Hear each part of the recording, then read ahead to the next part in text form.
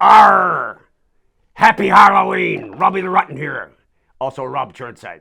Hello, Cecil County and the world. You are watching Cecil TV. It's Monday, October 31st. So we'd first like to say Happy Halloween. Now those who watch Cecil TV know that sometimes we're serious and sometimes we like to have fun. But I'd like to take a moment to say that whatever we do, it takes people. The small crew that makes this show possible does not get paid. They do it because they believe that Cecil County needs more choices when it comes to news and coverage of our community. We'd love to be able to pay these people for their time. And of course, we'd have fun doing it. There's much more we could do, more programming on more topics, etc. So to do this, we need your support, and there's no better time than now to show your support during November and December. During this period, every contribution we receive till the end of the year will be matched by Newsmatch, which is an organization that supports independent nonprofit news organizations like Cecil Public Media, which is our parent company. To make a donation, go to www.ceciltv and click the donate button. Your donation will be greatly appreciated. And soon, we'll be rolling out our membership campaign. Members will be notified of new content and receive other benefits that will shortly be announced. This week's show, we have Cecil County Councilman Bill Coutz, Northeast VFW Gene Daley, and musician Red Smith. We'll be right back. Hi, I'm Doug Donnelly, and you're watching Cecil TV.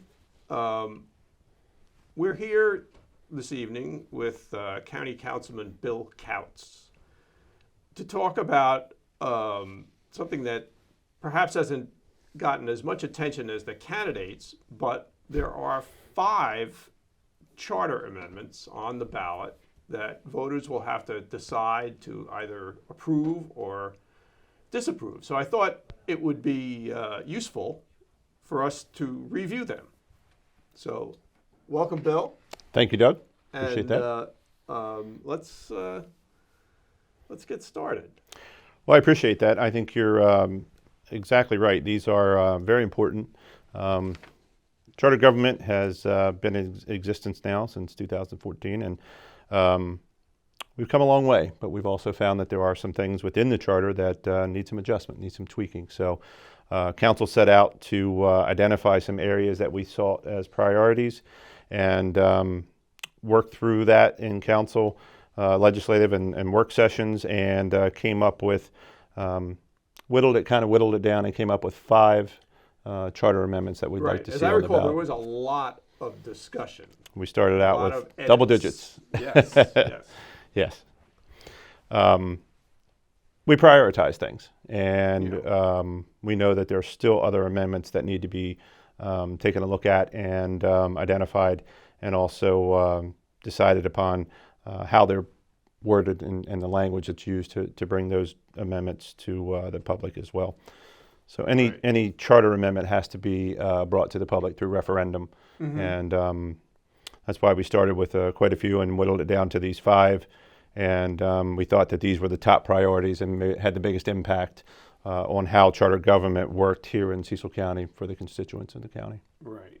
So in 3 of them are very much about the nomination of individuals either to fill vacancies or to be on the redistricting. Absolutely. But because there was a sort of a situation of where with the ethics commission, in which the nominees were kind of like came late and there wasn't much time the council had limited time to decide. Redistricting had that issue. Right. The census numbers did not get to council, did not get to the county actually for an extended period of time after we were expecting them in April. And we had no ability to set this redistricting committee in place because we didn't know what the numbers needed to look like. We need, substantial equality for the 5 districts within the county, and that's what this is all about. It's just over 20,000 constituents in each district. Until we knew what the census numbers were for the county, we have no way of actually quantifying that and making sure that we can reach that substantial equality. But you're absolutely right. The first 3 charter amendments, questions A, B, and C, all center around 30 days that the council has to consider the nominees for replacement on county council, replacement of the county executive, and seating a commission for redistricting.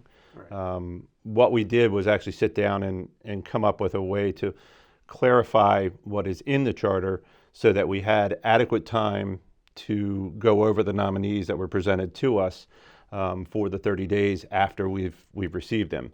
This gives us time to interview the nominees, vet the nominees, actually consider who was best suited for the position that we're looking at the time. Right. So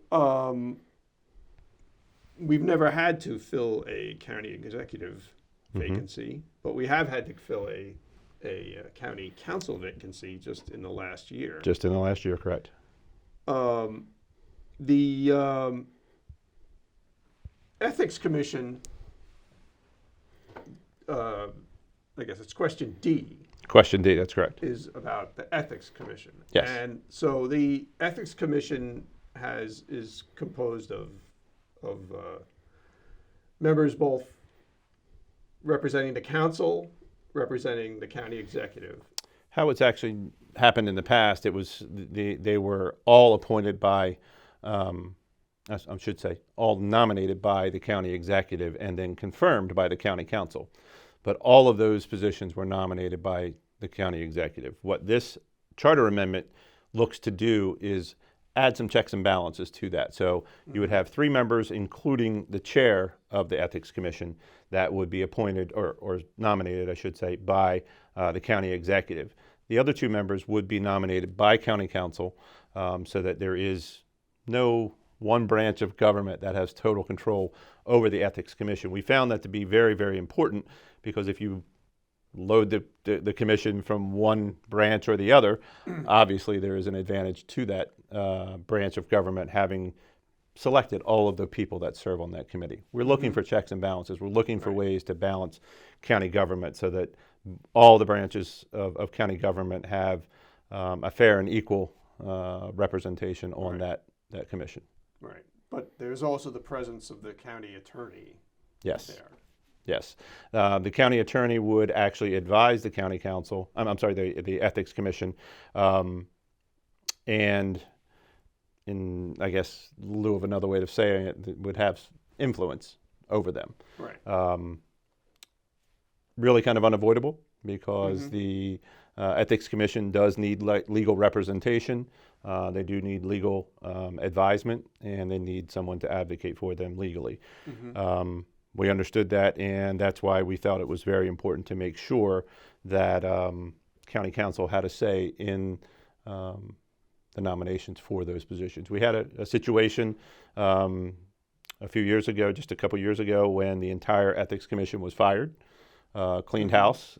They do serve staggered terms, which became part of the concern that we cleaned house with people that were not at the end of their terms. Right. Legally, it was possible for the county executive and the administration to do that. We understood that, but we're looking for a better way for that commission to be formed, that commission to be filled, and council still has the opportunity of confirming those nominations, but we just don't want it to be a single-sided nomination process. So when do the terms start to become staggered? They are staggered still at this point in time. So you had people that filled positions that had shorter terms left on their term than you did other people that were put on the commission at the same time. That's where it really became troublesome. And there was also some concern. One of the nominees was not confirmed by council. There was some back and forth between council, our attorney, and the administration's attorney about the fact that that person was not confirmed, and the county administration's attorney determined that because we had not voted that person down, that we had just not confirmed them, then they were automatically confirmed and they were placed on the so Ethics the 30 Commission. days So ran out. correct. Right. So we want to eliminate those kinds of situations where loopholes may exist just because it wasn't thought of in the writing of the charter. Right. It's Surely, as we go forward, there are going to be other charter absolutely. omissions. It's a living document. Yes. And then we have question E, which is a bit more complex. Yes. This is about creating a review board for expenditures, contracts, purchases of real estate, contracts exceeding $100,000. Yes. But it is a review. Correct. It's not they do not approve or disapprove. Key word is after.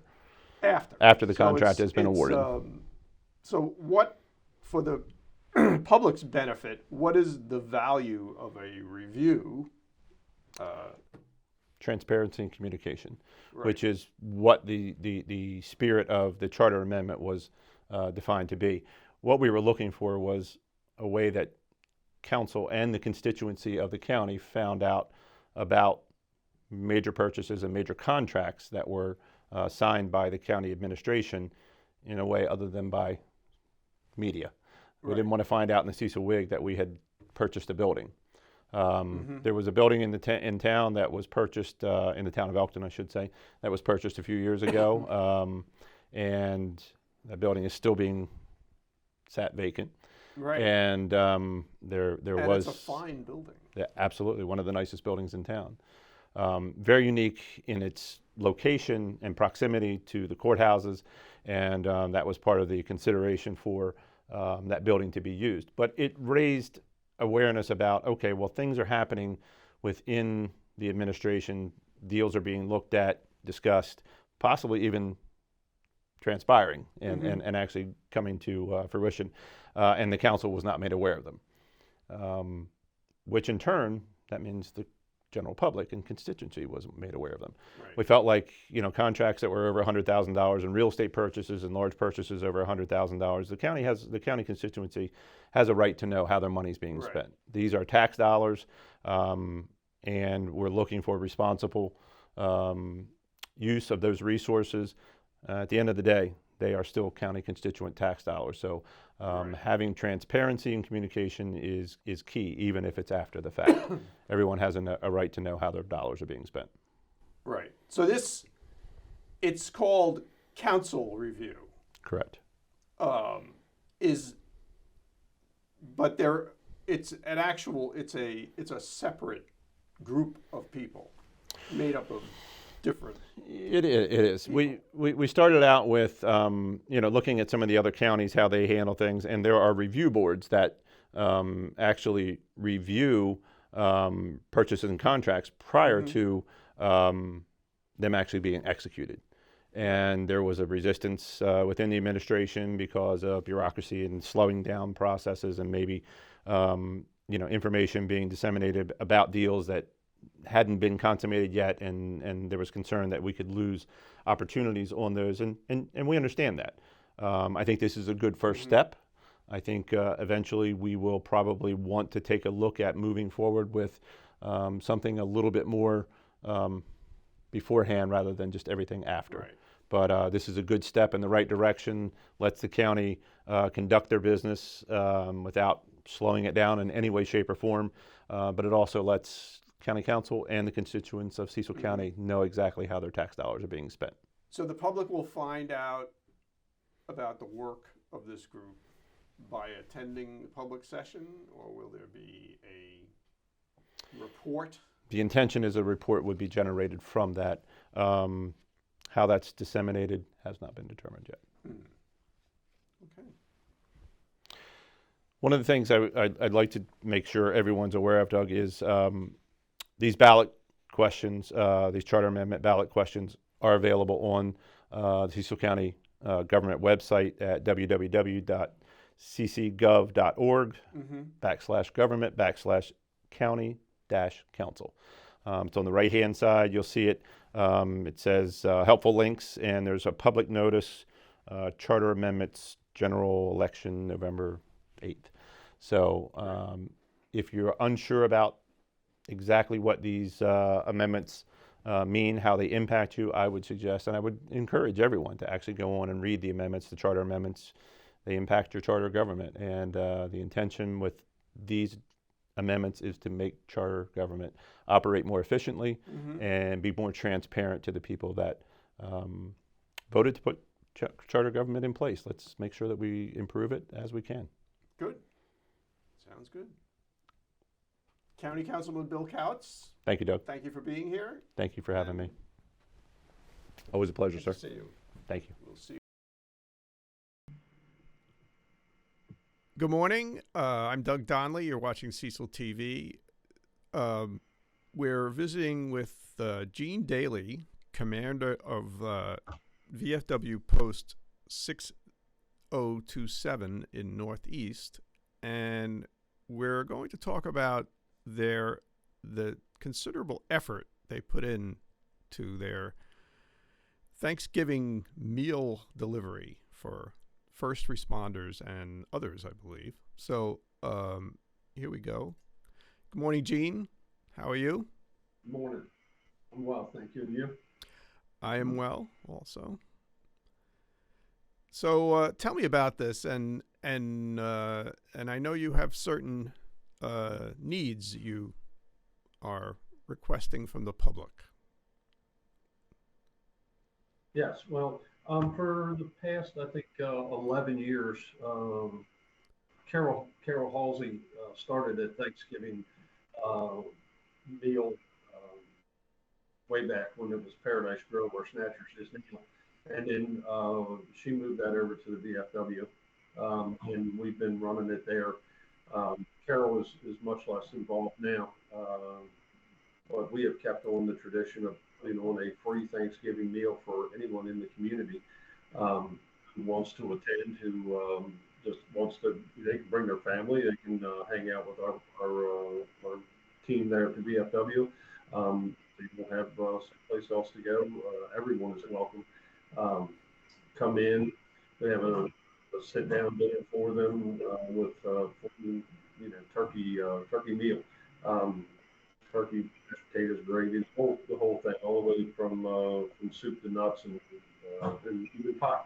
And in addition to feeding people in-house there in our hall at the VFW, we also send out meals to local law enforcement agencies and first responders who are on duty that day and who can't be home to eat Thanksgiving dinner with their family. And then also, if there are people who can't get to the VFW, who don't have transportation or don't have means to travel, we can deliver meals to them. And of course, that is all made possible by the generous donations of our community, individuals, businesses. This is 100% funded and put on through the generosity of those people. We're always in need of things to help make this Thanksgiving Day dinner possible. We need turkeys, we need pies, we need the whole thing, all the way down to sandwich bags and whatnot to store turkey and stuff in while it's being done. So how do people get these things to you?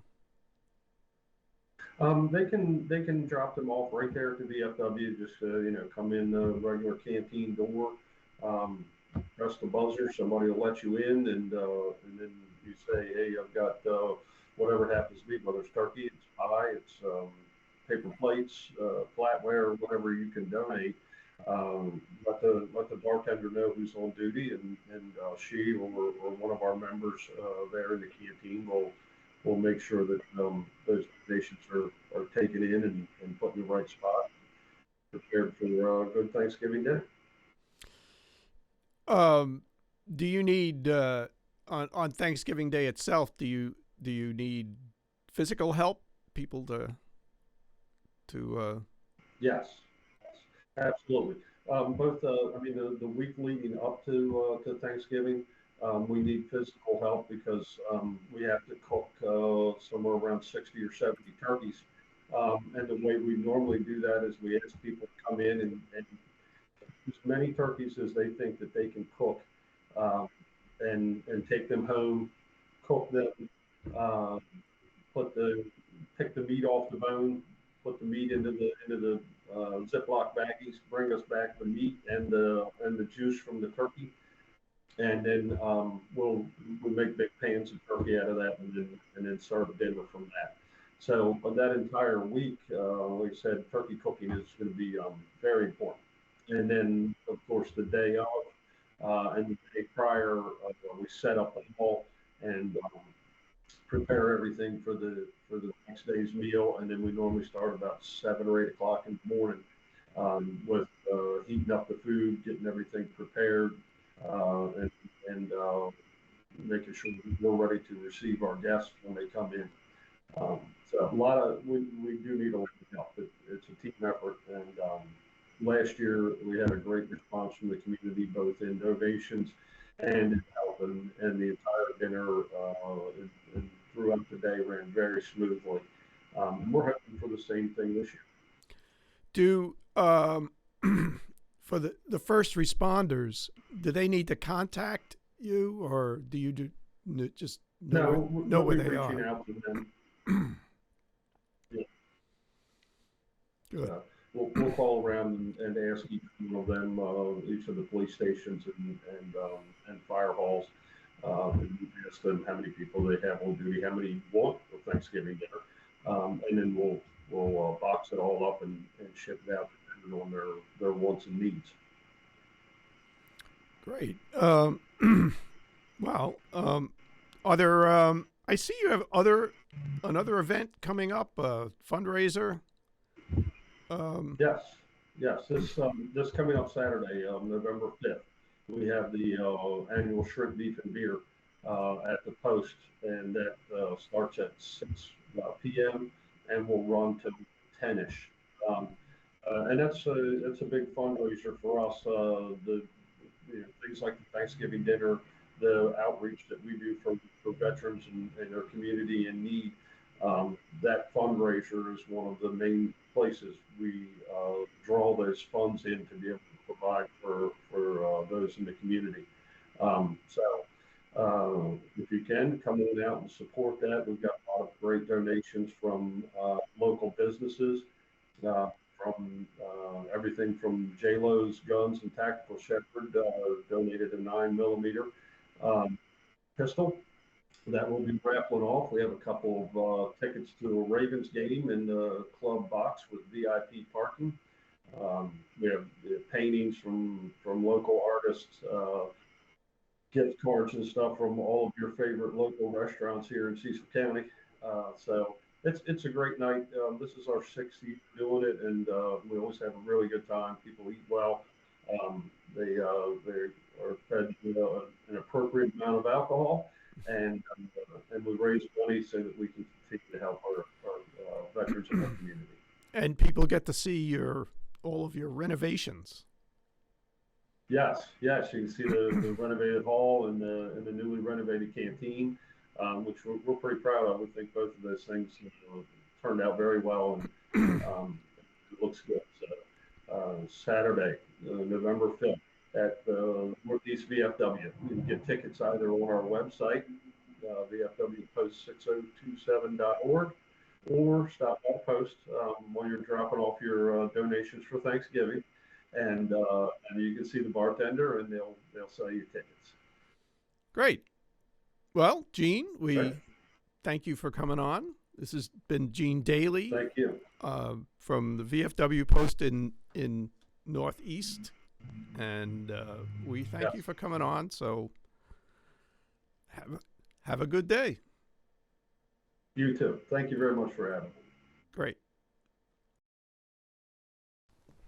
And now, ladies and gentlemen, Cecil County and the world, we bring you Red Smith, singer, songwriter.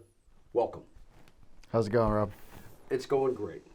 It's Halloween, and I have a whole treasure chest full of candy. All right. Help yourself. Take some home.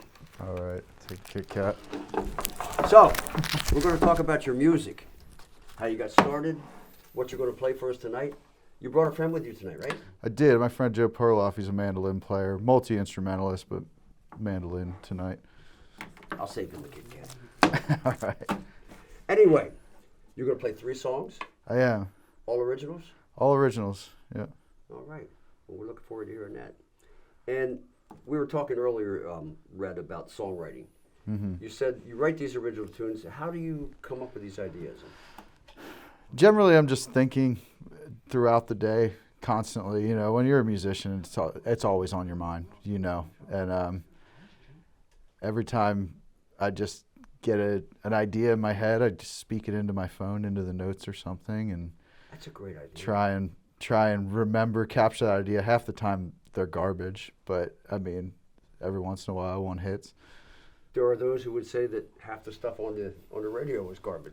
I'd be one of those. Above the first half anyway. I'd go more than half personally, but So, your music has been described as Americana.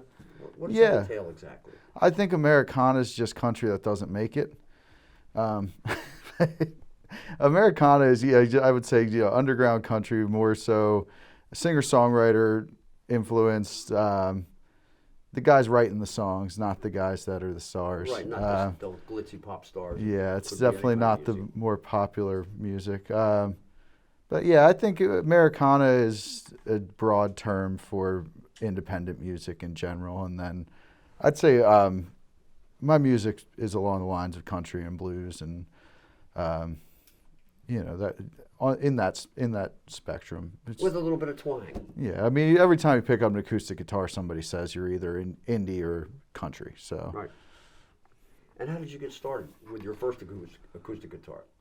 I got an acoustic guitar when I was about 15, 16 maybe, and didn't really pick it up for a couple of years. Yeah, learned some basic chords and that kind of stuff, and just started getting into songwriting. A friend of mine had played some songs for me before, and just thought it was interesting, and started really delving into learning full songs instead of just being, the guy that can play Smoke on the Water or anything right. along those lines.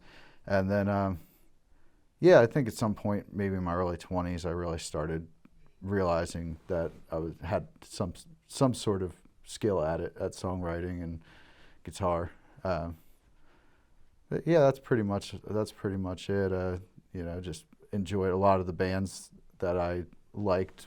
I wanted to be able to play their music. So. And you cover some of these bands in your show? I'd say a little bit of everything, but Awesome. mainly classic rock, country kind of stuff, Rolling Stones and the band, and Grateful Dead, stuff It's like all that. some of my favorite stuff. Now, you have a show coming up in just over the line in Newark. I do, yeah. Twisted Irons, craft brewing company. This will become one of my favorite places to play. The owners there are just fantastic, and it's a place they allow you to play what you want. They give you full control, and I play a lot of my original stuff, play a lot of covers. When I play live, it's just kind of whoever comes to join me that night. So, for example, this Friday, I'll have my friend Eric Miller on pedal steel guitar, Augie Perotti on the drums, percussion, and then my friend Eric Crow on bass.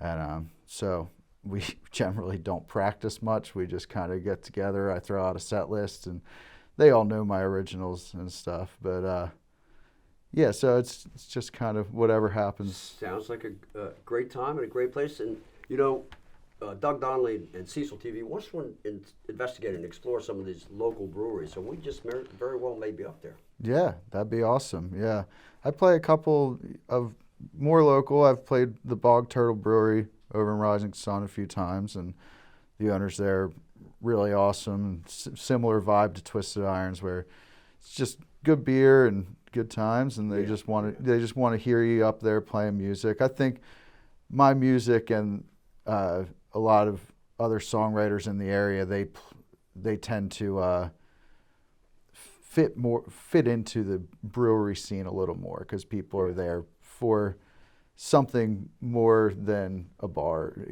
Right. things of that nature. Well, Lord knows we need it. And on the heels of that, where do you think that music fits in, and what place does music have in today's changing, ever-changing, and crazy world? I think music is always an outlet for anyone. I think everyone should, at some point in their life, try to experiment with playing an instrument. Whether you don't have to be good at it, it can just be an outlet to, percussion, just bang on some drums or learn a song you've been trying to learn. I don't think it's as difficult as people make it to be. There's some amazing musicians out there that obviously that's hard, but everyone should try to play, and then just listening to music is just such an amazing outlet, and listening to songwriters in general. I'm such a fan of just great, passionate songwriters, guys like Chris Stapleton and Jason Isbell and Tyler Childers, just these guys that put it all out on their sleeve every time they write a song and every time they perform. And I think there's a lot we can take from them, and a lot just listening to them, because they got their finger on the pulse. They know what's going on in the world. Yeah. And most of their messages are just be kind to one another. Amen. You're preaching to the choir. Let's hear it. Thank you, Red. Yeah. I look forward to hearing you and Joe live right here at Cecil TV. Thank you. Yeah, if you guys want to find my information, Red Smith Music on TikTok, which I don't really know how to use that well, Instagram and Facebook, and then I also am on YouTube and SoundCloud under just Red Smith. So yeah, you can find my schedules and all that kind of stuff, where I'm going to be playing, who I'm playing with, and I look forward to seeing some of your faces out there. Thank you. Amen. I'm glad you mentioned that. I'll be there Friday, Lord willing. Great. Thank you so much. Thank you. All right, I'm Red Smith. This is my buddy Joe Perloff on the mandolin.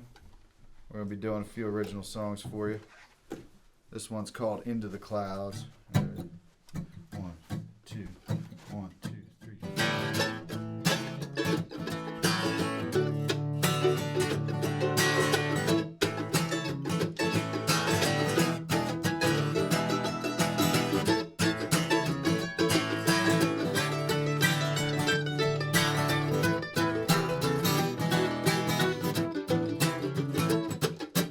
I was 21.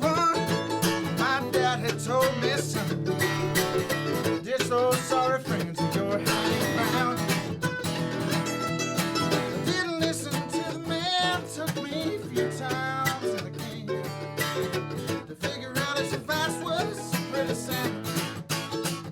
He said, don't take nothing from no one, work hard but have some fun. Don't lie cheap, make your mama proud. Take your hat off for the anthems. Good men fought for this land, son. That's how you make your way to the clouds. Well, I didn't listen right away. No, sometimes I went straight. And I wish my daddy could see me now. I got some news for you, girl. It might rock your world, but I don't need your good love to show me how. 'Cause I don't take nothing from no one. Work hard but have some fun. I don't lie cheap, make my mouth proud. I take my hat off for the anthems. Good men fought for this land, son. That's how I make my way to the clouds.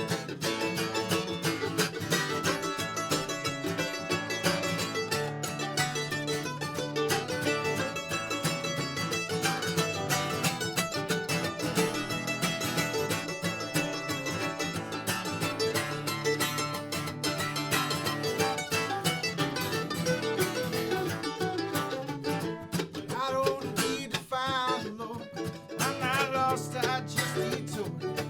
And when we link up, then we'll have a brew. So if you ask me what I think I'll have another drink. You can deal with me when my time's through. 'Cause I don't take nothing from no one. Work hard but have some fun. I don't like to cheat and make my mama proud. Take my hat off for the anthem. Good man fought for this land, son. That's how I make my way to the clouds. Well, I'm not working on myself.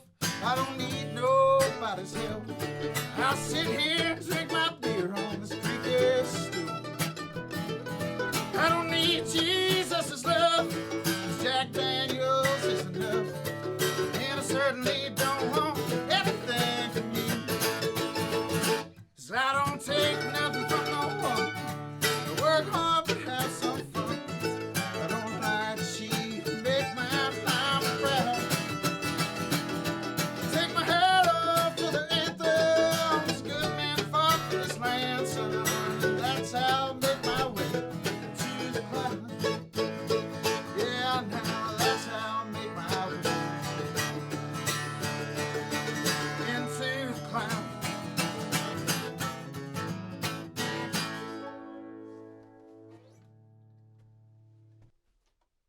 I'm Red Smith. For those of you just tuning in, Joe Perloff on the mandolin. This is a song I wrote about being a musician.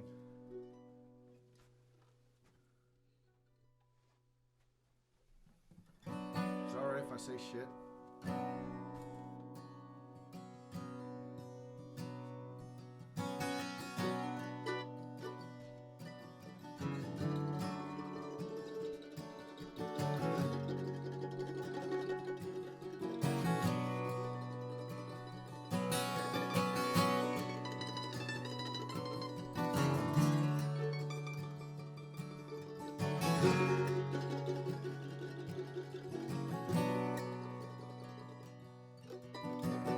Body aches from shuffling around. Too much drinking, sleeping on the ground. And Lord knows that I can't take much more. Last night's whiskey stinks on my breath. My fingers stained from Camel cigarettes. And this motel coffee tastes like shit. 6 years on the road's a goddamn crime. It'll happen sooner or later. Just give it time, and it's easy to see. You ain't living like this. Oh, it's white lines and exit signs. My marker was blown by. Try to keep your wits. There's cheap red wine and playing roadside dives. Wondering how you're still alive. You think you got trouble, son? You ain't got it like this.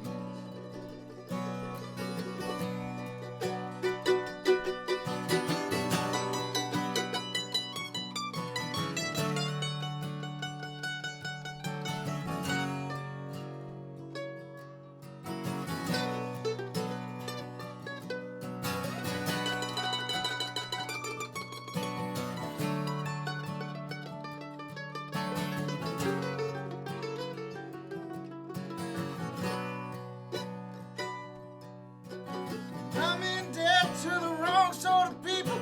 Cocaine ain't cheap, but a necessary evil to get me through this sleepless night.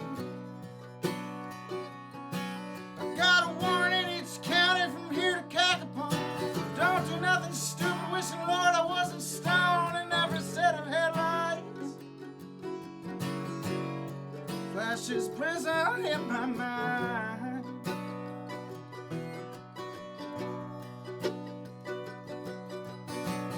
10 years of bad child support. Lost my home in a one-way divorce. Now loneliness is my only known. And these white lines and exit signs, my marker was blown by.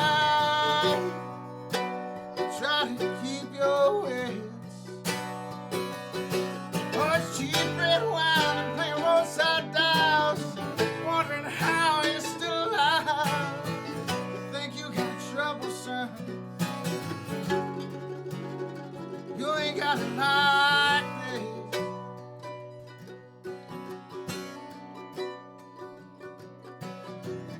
Wish I could untangle my mind, not go back in time. For these white lines and exit signs, my markers blowing by. Try to keep your ways. Hot cheap red wine and play roadside dives, wondering how you're still alive. Think you got trouble, son? You ain't got it like this.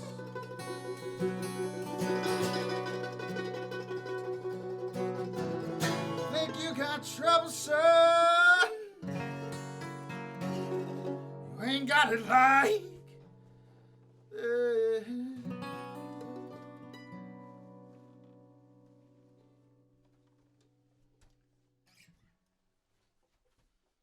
Thank you.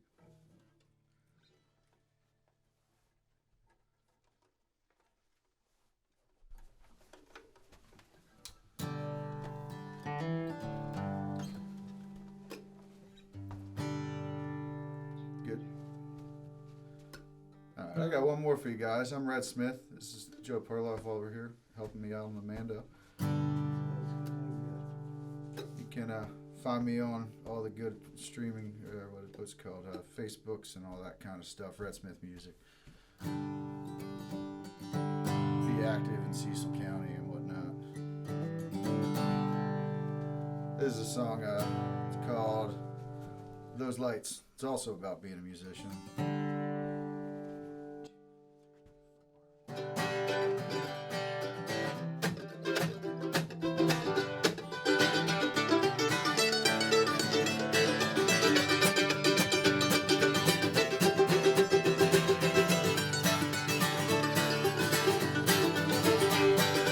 I ain't gonna be like anything you've ever seen. After this message, hard times can't compete with my well-traveled feet. So here's what I'm gonna do. I found a little real estate in a quaint quiet in the good family store. Write all our worries down, pick until we find a sound. Then we're gonna go on tour. I wanna be under those lights, singing my songs to the town every night. Streets my home, roads my life. Wanna be under those lights.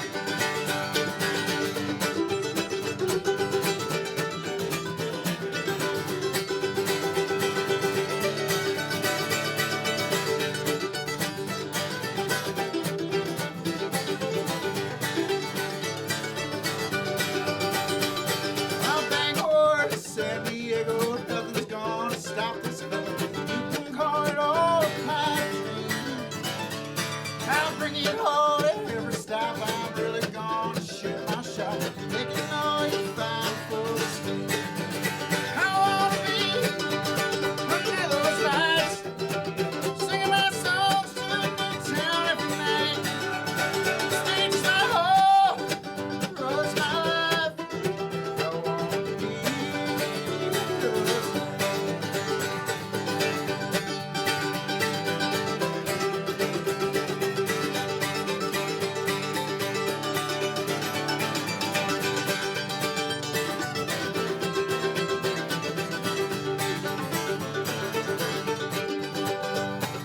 Maybe someday we'll be on the Opry, Red Rocks and rhyming too.